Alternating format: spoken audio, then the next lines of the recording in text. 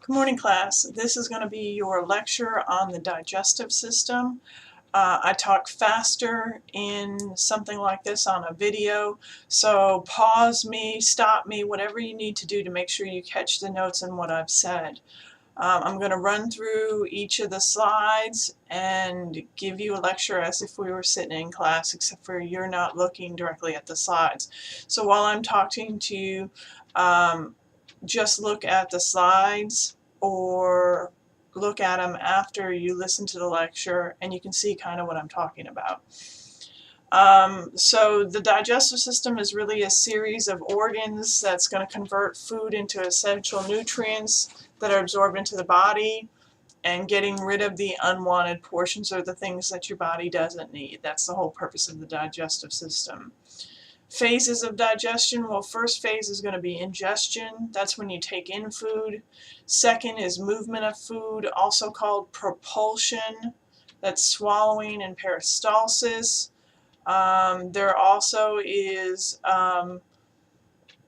movement done with this propulsion, this peristalsis, is smooth rhythmic contractions. The third phase is mechanical. That's by chewing in your mouth, churning in your stomach, which is a violent action, and then mixing by segmentation in your intestines. Segmentation is when it moves, it kind of rotates and turns and moves in opposite directions as it gets through. The fourth phase is chemical digestion. That's done through enzymes, and we'll talk about each enzyme as we get into each of the different organs. And the fifth is absorption.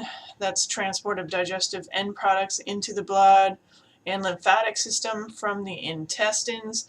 And then lastly is elimination. That's getting rid of undigestible material as feces. Then there's just a slide that has images of what I just said, and you can look at that on your own time. With the mechanical, the physical digestion, that's chewing, tearing, grinding in the mouth, mashing and churning in the stomach, intestines, that's mechanical digestion. Your body is physically trying to make the material that you're eating into something smaller or easier to break down. Chemical digestion is going to be where enzymes help break down things that are more complex or more difficult to break down that your body itself can't handle on its own. Stuff like carbohydrates, proteins, lipids. Your different organs are going to be involved with breaking these things down. Organs like the stomach, the mouth, the pancreas, and your intestines. So let's start off going through each of the different body structures associated with the digestive system. Overall, the digestive system is also called the gastrointestinal or GI tract. Okay, it's a muscular alimentary canal. It's open on both ends. The tube runs through the ventral body wall. It's your mouth, pharynx, esophagus, stomach, small and large intestine, and finally the anus. The accessory digestive organs, your teeth, tongue, salivary glands, liver, gallbladder, and pancreas, they assist in the digestive process, but they're not considered true digestive organs. Some review, some definitions you should remember from A&P 1 or previous chapters is the peritoneum. The peritoneum is a serous membrane in the abdominal pelvic cavity. Visceral peritoneum is going to cover the external surface of organs. It means it's literally touching it like saran wrap. Parietal peritoneum lines the wall of the cavity itself. So there is these layers, one's touching the organs and one is touching the cavity. There is space between these two layers, and in that space you will find serous fluid. Remember, serous fluid is a slick fluid that helps prevent friction. Another layer is the peritoneal cavity. That is that space that I'm talking about as far as where the serous fluid is. If something penetrates into the peritoneal cavity, you've entered that space between the visceral and parietal layers.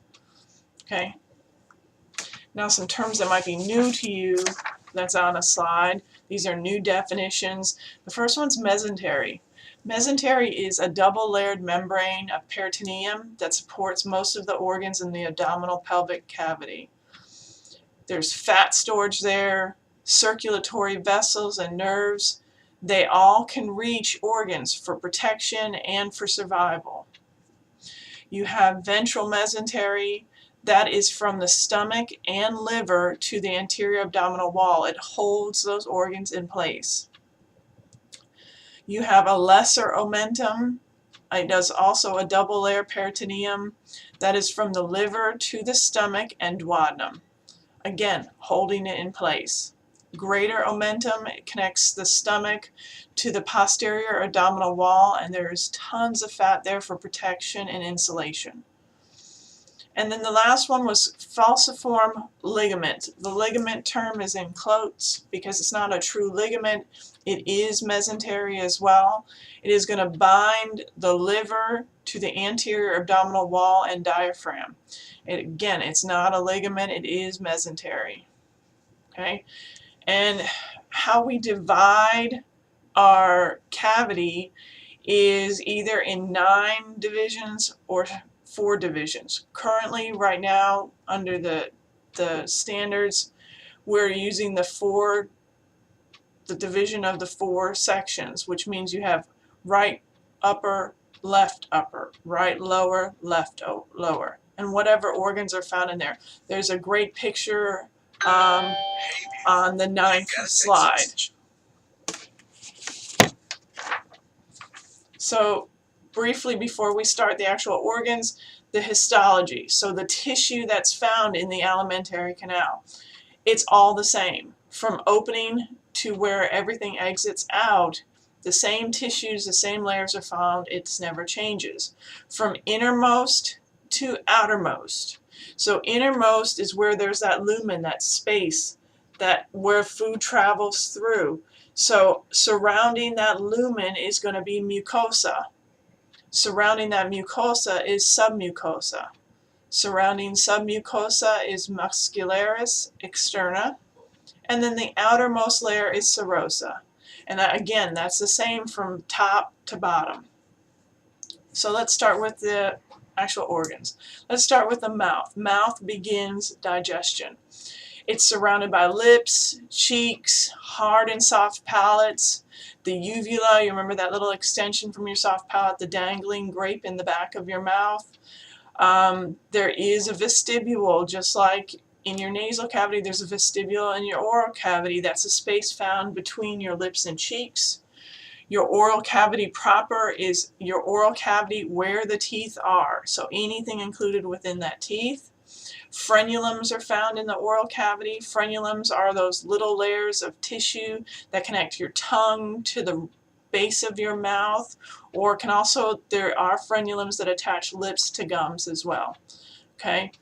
Basically, it's a mucosa fold. That's all it is. It's a small bit of tissue that connects. Okay?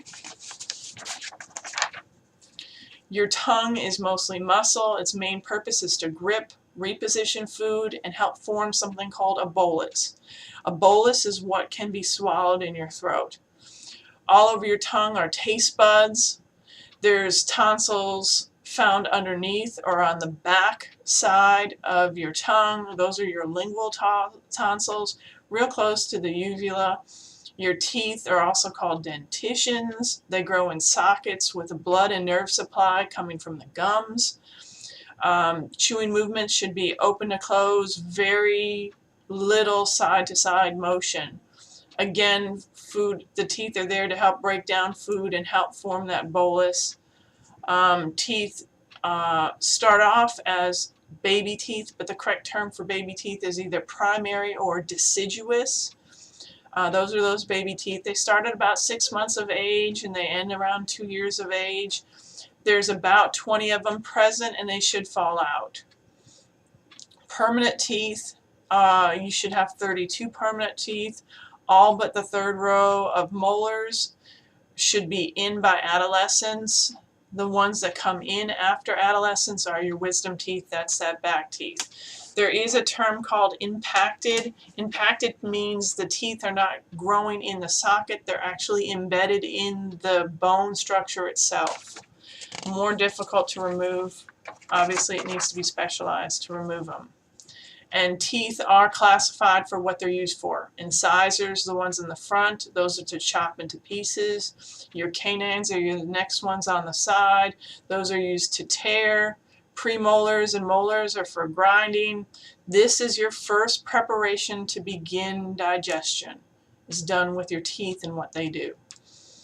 I talk about in this chapter, diseases and disorders. The first disease and disorder has to do with teeth, and that's the tooth abscess. A tooth abscess is a collection of infected material or pus due to bacterial infection in the center of the tooth. Bacteria are opportunistic. They can get into your teeth through a hole. Well, enamel erodes. So either natural erosion of enamel due to what you eat or your age, or tooth decay because you're not taking care of it, or trauma to your teeth. Any of those reasons can cause bacteria to invade your tooth and collect and colonize. Obviously, this is dangerous because it can spread to a blood supply. So this infection is dangerous. So what you're going to be given is obviously a high dose antibiotic. Okay. If it's done all the way, if it's gone all the way through the tooth into the root system, you'll have to have a root canal extraction as well. Okay, that's teeth. Salivary glands. We're still in the oral cavity. You have two types of salivary glands. The first type is the intrinsic salivary glands. Those are found within the mucosa of the oral cavity. They secrete saliva all the time to keep your mouth moist. The second type of salivary glands are your extrinsic salivary glands. There are 3 paired extrinsic salivary glands that are found outside the oral cavity but have ducts that lead into the oral cavity. Those secrete saliva right before or during eating. So what's exactly in saliva? What's found in there? Well, you've got water, ions, mucus, enzymes, antibacterial and antiviral agents. So it keeps you moist, keeps your pH down, keeps bacteria and viruses hopefully dead. And also in saliva, there's something very important. There's an enzyme called amylase. Amylase is the enzyme that begins breakdown of starch. There's your first enzyme for chemical digestion.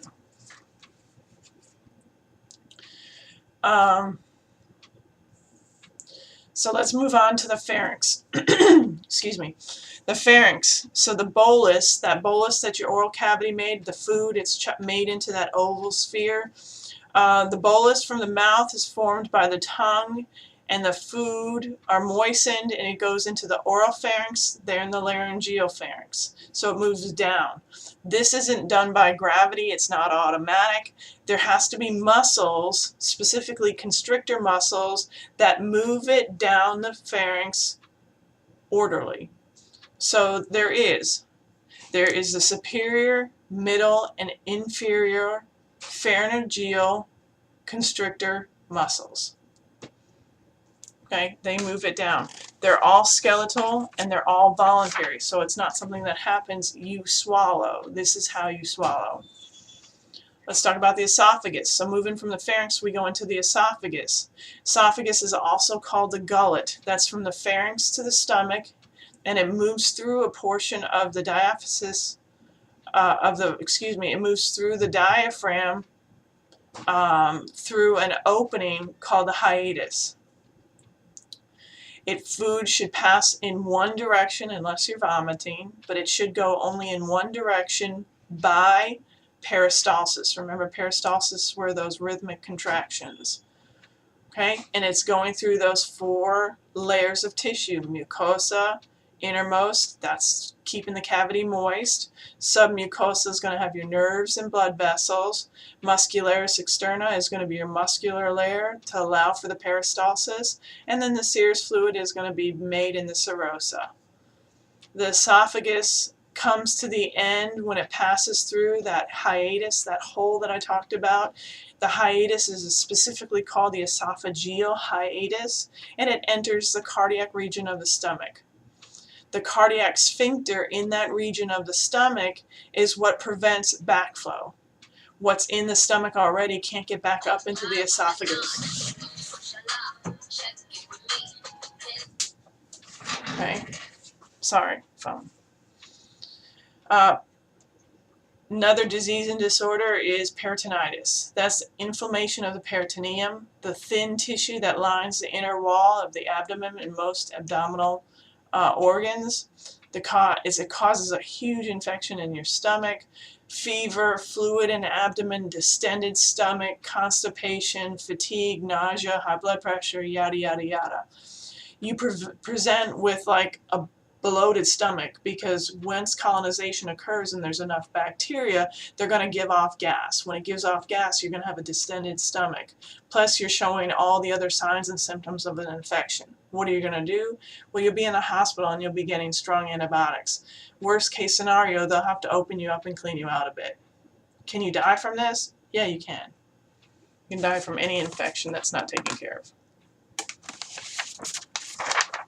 All right, stomach. It is J-shaped. It's a temporary storage and mixing facility lasting about 4 hours. It mixes food up into something called chyme, C-H-Y-M-E. So food is mixed, it then becomes chyme. This is where we begin food breakdown.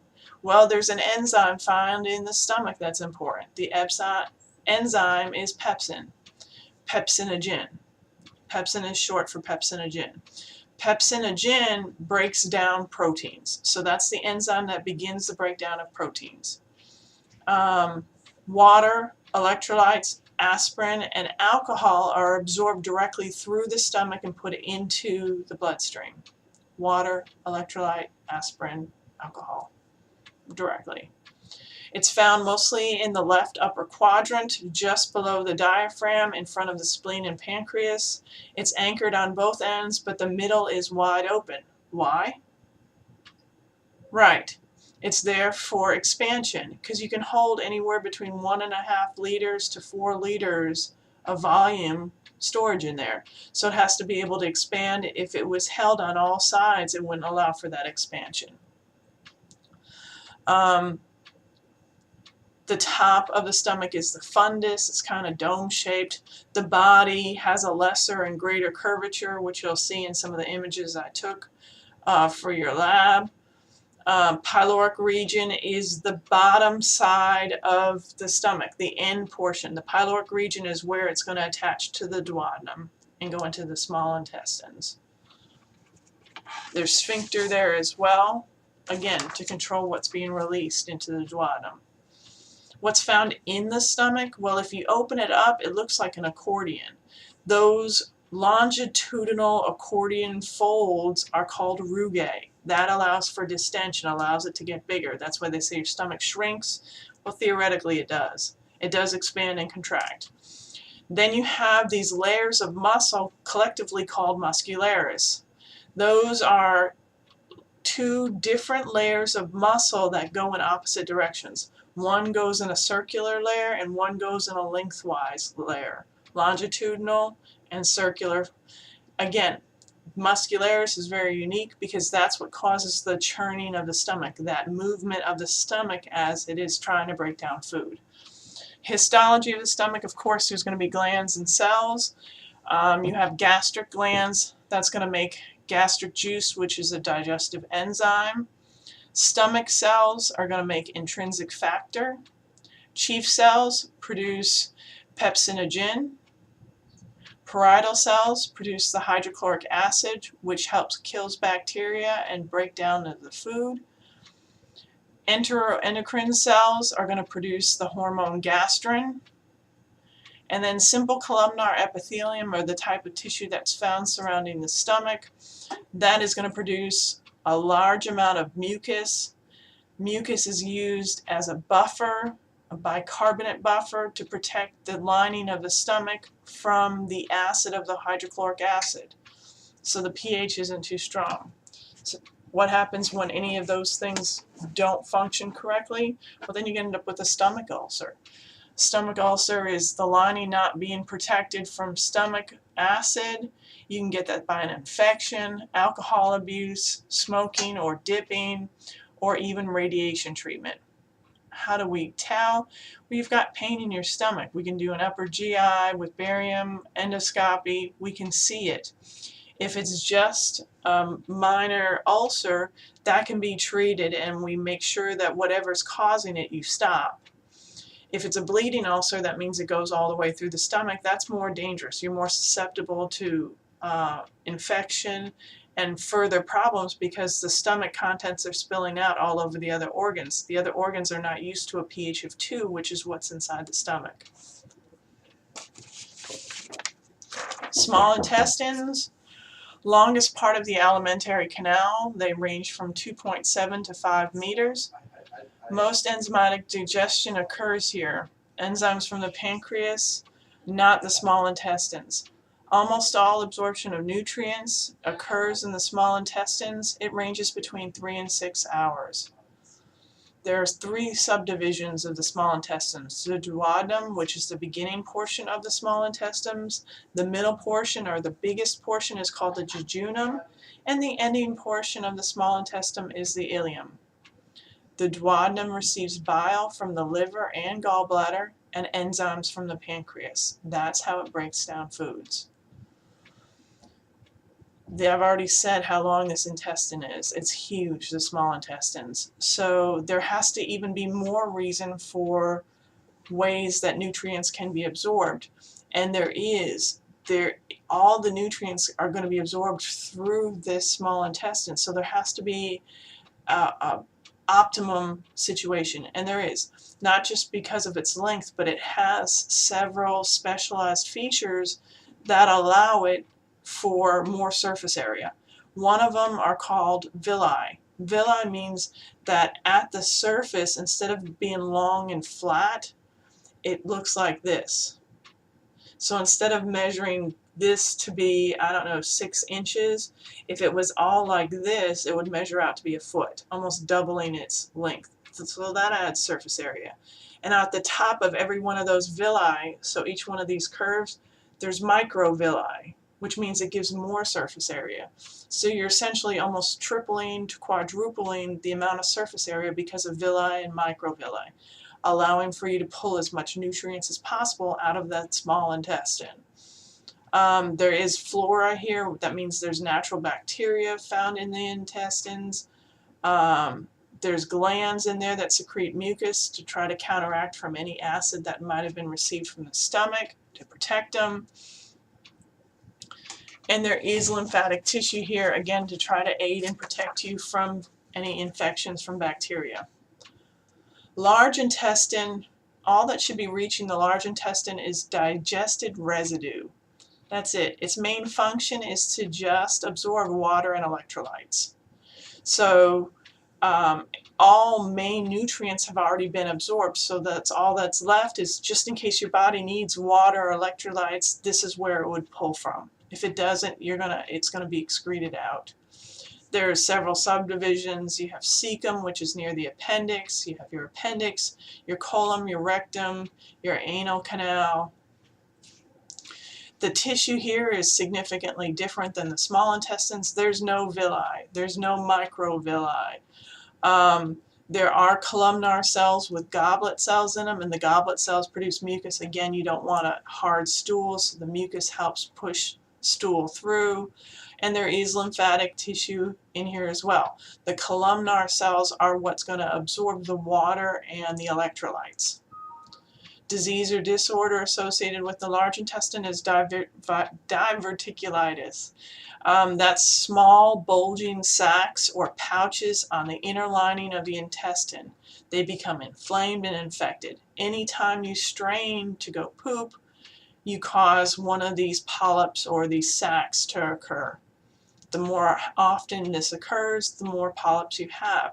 Think about it. The intestines should be smooth, so digested residue can kind of just slide through. If it's full of bumps, as the residue goes in, it gets trapped in any of these crevices. If it gets trapped in these crevices, you're in for a nasty infection. Okay?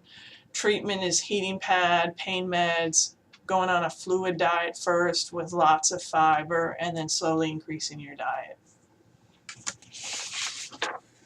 Liver, largest gland in the body. It's about 3 pounds. It's just below the diaphragm in the right upper quadrant, protected by the ribs. There's right and left lobes. There's a falciform ligament. Remember that fake ligament that's really mesentery is what binds it to the abdominal wall, so there's not a lot of motion. It's covered by peritoneum, except for where it's closest to the diaphragm. It produces bile. It picks up glucose from the blood and stores it as glycogen. It processes fats and amino acids. It detoxifies poisons and drugs, and it stores some vitamins. Now, with all the warnings you hear about vitamins and drugs and how it can be detrimental to your liver, you now understand why. Hepatocytes are liver cells. They have all the same organs and structures that you're familiar with from biology. The only thing that's kind of unique about them is they can regenerate. Can you regenerate a whole liver? No. However, some cells can regenerate themselves if there was partial damage. Some diseases or disorders associated with the liver, where there's a bunch. I picked a few. Cirrhosis of the liver, that's scarring of the liver with poor liver function. It's an end result of chronic liver damage caused by liver disease like hepatitis, alcohol abuse, overuse of some medicine. You feel like crap. Edema, yellow colors in your mucous membrane, distended belly, loss of energy, poor appetite, spider-like veins in your blood vessels. It can't be reversed. Once you've damaged it and you've got cirrhosis, you're limiting the functions of your liver. The only thing you can do is have a liver transplant. If not, you're going to just be treated to try to get through the symptoms. The other disease or disorder that I picked was hepatitis. That's swelling of or inflammation of the liver. There's 3 types we talk about, and it's A, B, and C. If any of these go chronic, it can lead to cirrhosis of the liver or liver cancer. We'll start with hepatitis B. It's spread by the pictures on the PowerPoint. It's easier to transmit than HIV. Some Hep Bs get better, while others become carriers with chronic hepatitis B and spread it to others without showing signs or symptoms.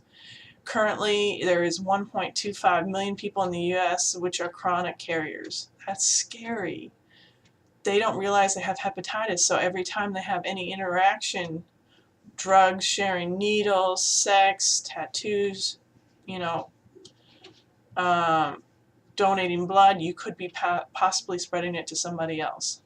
Hepatitis C is the same kind of causes, less likely with sex.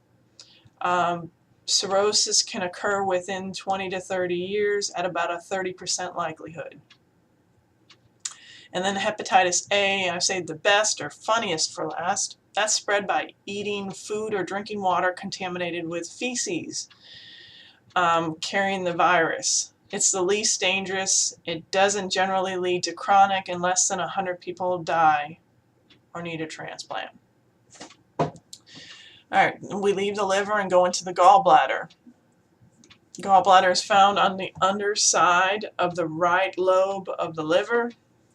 Bile is produced in the liver. Bile is stored in the gallbladder. Bile is excreted into the duodenum when needed because of a fatty meal. There also are bile salts to help break down fats and cholesterol.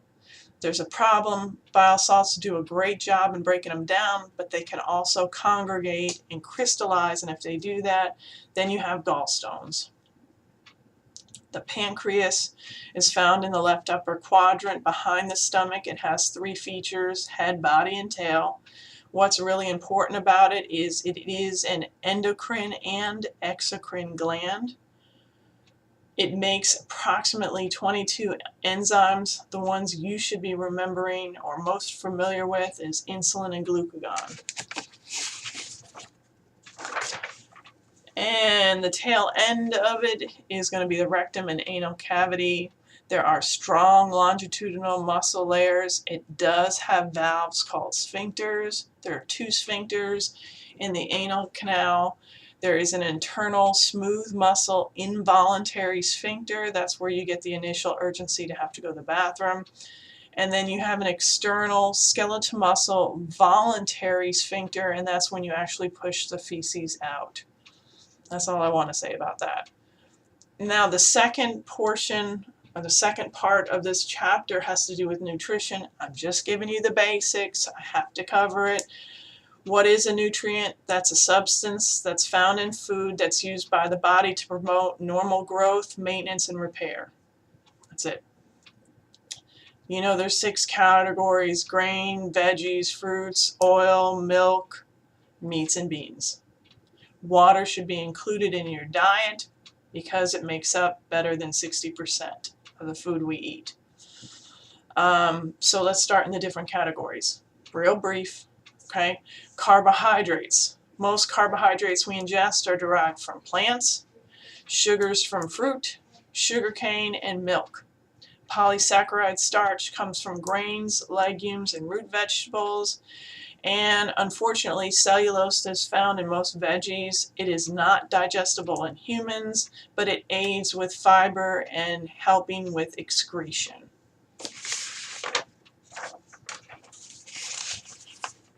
Fats. Fats are metabolized in the liver. The cholesterol and phospholipids are found in egg yolks, meats, milk products.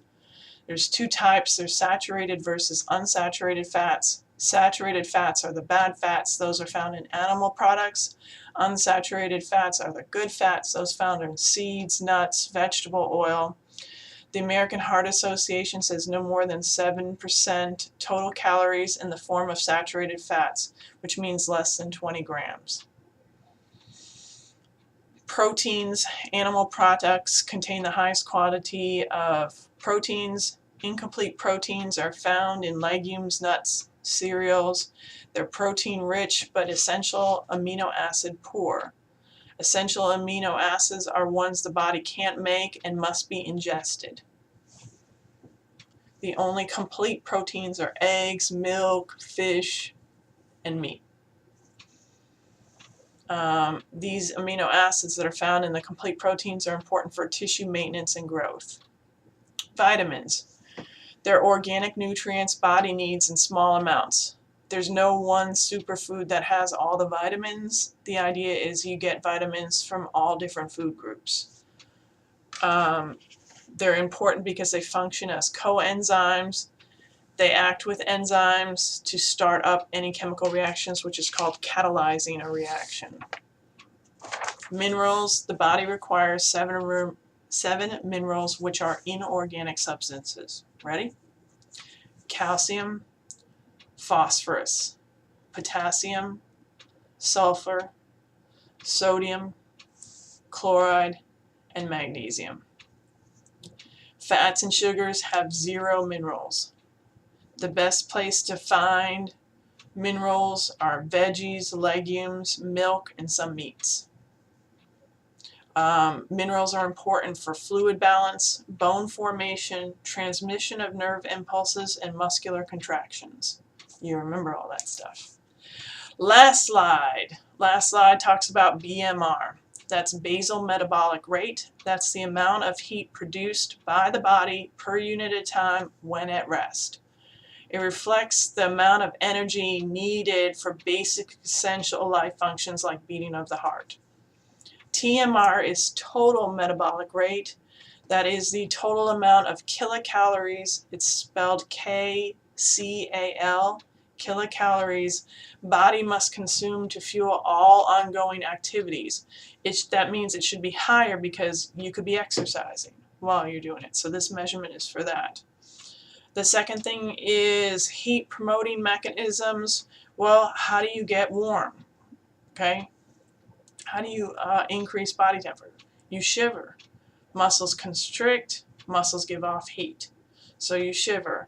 Heat loss mechanisms, you're hot, your normal body temperature is 96 to 100 degrees Fahrenheit, you're above that, what do? You sweat. Pretty simple. And that concludes digestion. Please review this number of times. Text me if you have questions. This will be on an exam. Good luck.